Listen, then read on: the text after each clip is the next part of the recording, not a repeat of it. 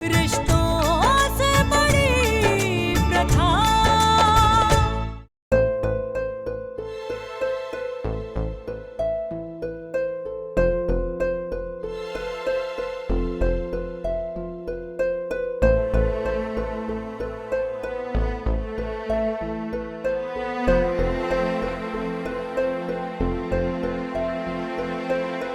ये अभय का फोन क्यों नहीं लग रहा है? हम कितनी बड़ी मुसीबत में फंस गए हैं। हमारा सच सबके सामने आने वाला है। अगर हमने जल्दी से कुछ नहीं किया तो हमारी सच्चाई सबको पता चल जाएगी।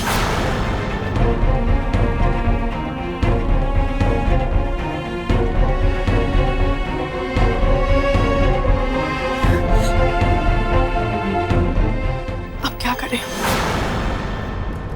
कुछ समझ में नहीं आ रहा है। सुरभि,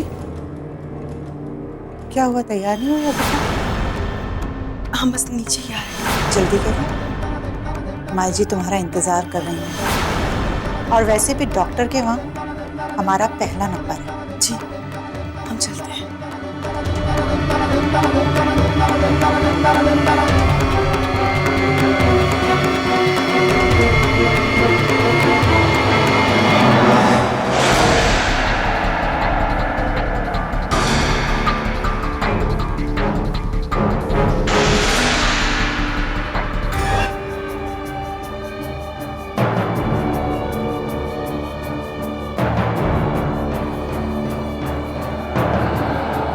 चलो, जांच से डर रही हो का?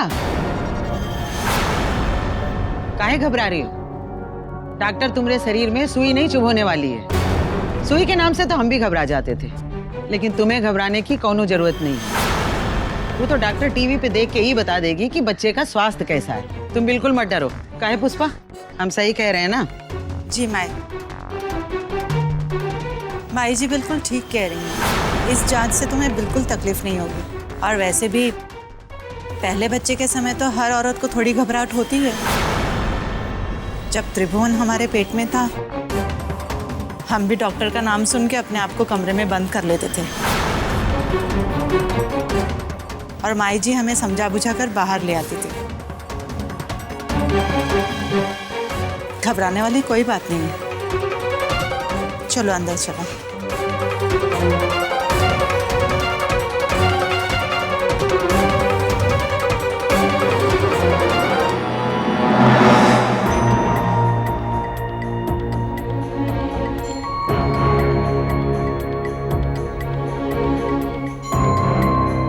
नमस्ते माई, आइए, हम आप ही का वेट कर रहे थे।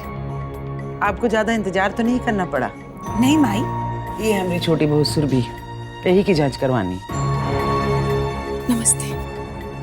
हम तो यही चाहते हैं कि आज आपके मुंह से खुशी की खबर सुन के जाएं।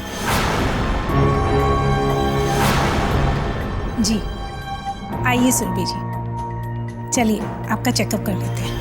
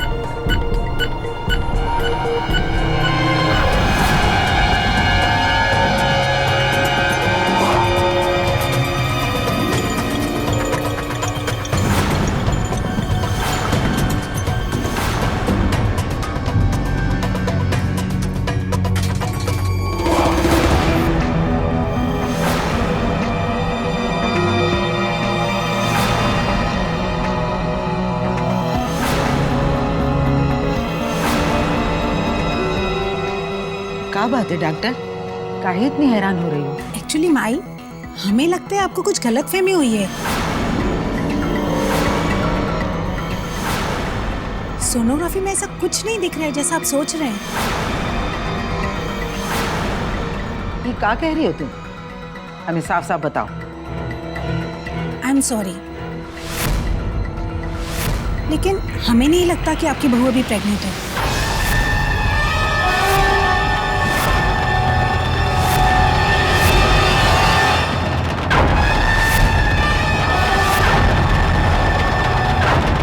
का सुरभि पेट से नहीं है?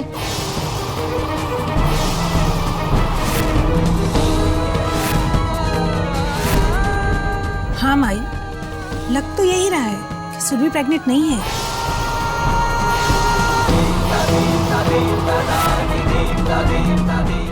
ये कैसे हो सकता है? ये तो असंभव है। डॉक्टर साहब, तनी देखो तो, देखो आपकी मशीन तो नहीं खराब है, देखिए। नहीं माई, ये मशीन बिल्कुल ठीक है। सुरभि के पेट में भ्रूण दिख ही नहीं रहा है। देखिए डॉक्टर साहिबा, आप तो सिर्फ हमें इतना बताइए कि सुरभि प्रेग्नेंट है या नहीं।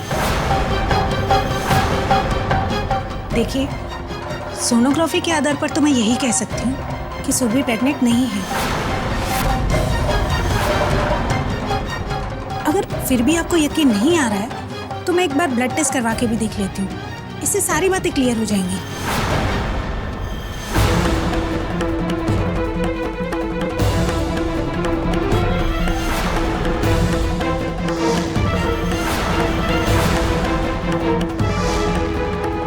ये क्या कह रही है डॉक्टर साहिबा?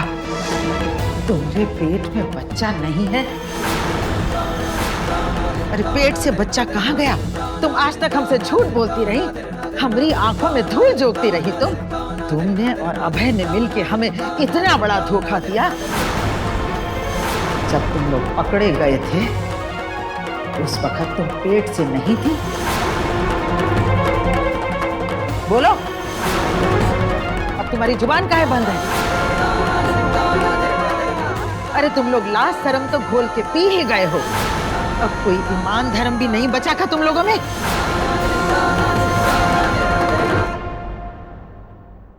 जाने दीजिए माई जी, हम समझते हैं कि आपके दिल पर इस वक्त क्या बीत रही है। इस लड़की ने आपके साथ बहुत बड़ा छल किया है, लेकिन अगर ये बातें घर की चारदीवारी में हो तो बेहतर होगा।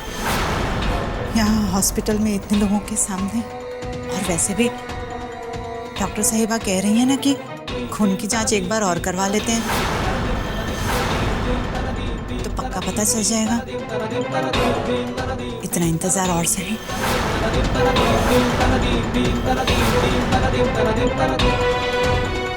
सिस्टर, मैडम का ब्लड सैंपल ले लो और लैब में प्रेगनेंसी टेस्ट के लिए भिजवा दो। Okay madam.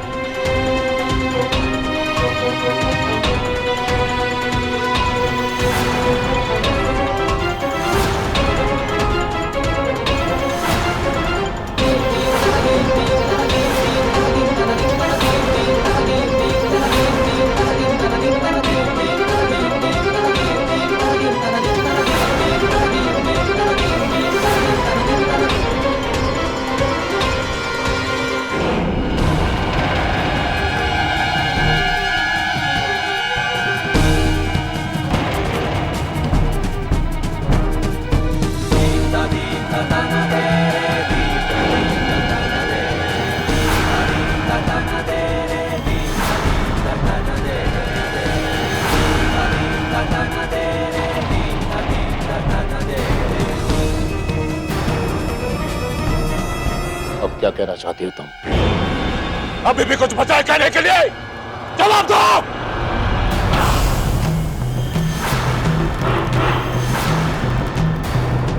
अब इससे कुछ भी पूछने का सवाल ही पैदा नहीं होता बाबूजी। क्या किया क्या है इसने? सिर्फ धोखाधड़ी और क्या? एक नंबर की झूठी और मक्कार है ये। अरे मैंने तो पहले ही कहा था मार दो जान से इसे, लेकिन ना, मेरी तो कोई बात सुनता ही नहीं। ऊपर से हमारी माई इसे बहू बनाकर हमारे घर में ही घुसेड़ दिया। अरे जिस पाप के लिए हमारी बुआ को जान से मार दिया गया, उसी पाप के लिए इसे महारानी बनाकर हमारे परिवार की प्रतिष्ठा का जनाजा निकाल दिया। और तो और किसी ने हमारी बात पर भरोसा नहीं किया, सबने हमारी बातों को मजाक में लिया। अपने को भी हमने कितनी बार समझाया कि बेटा ये लड़की तुम्हें जाल में फंसा रही है, इसे पहचानने की कोशिश करो, लेकिन नहीं, इस लड़की के चक्कर में पड़कर उल्टे हमारे ही खिलाफ हो गया। अब तक आप सबको बेवकूफ बनाती आई है। हम तो शुरू से जानते थे कि ये पेट से नहीं है।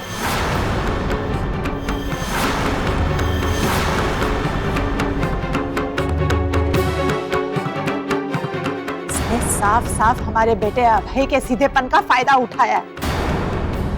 उसे पेट से होने की बात कह के शादी से भगा ले गई। आप सबको इसी बात का झांसा देती आई। जी, आपकी भावनाओं के साथ तो इसने सबसे ज्यादा खिलवाड़ की है।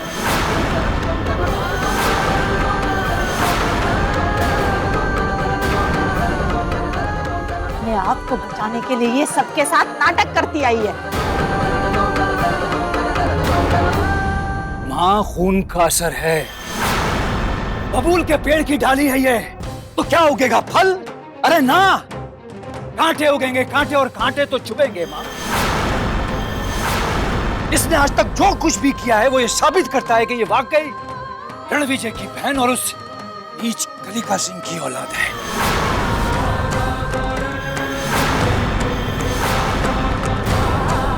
जब से ये लड़की इस घर में आई है, इस घर की सुख शांति छिन गई। हमारे परिवार की मान मर्यादा खत्म हो गई। इसी के कारण हमारे बेटे जैसे अमरीक को हमें खोना पड़ा, और उसके बाद हमारी अपनी बेटी ने आत्महत्या कर ली।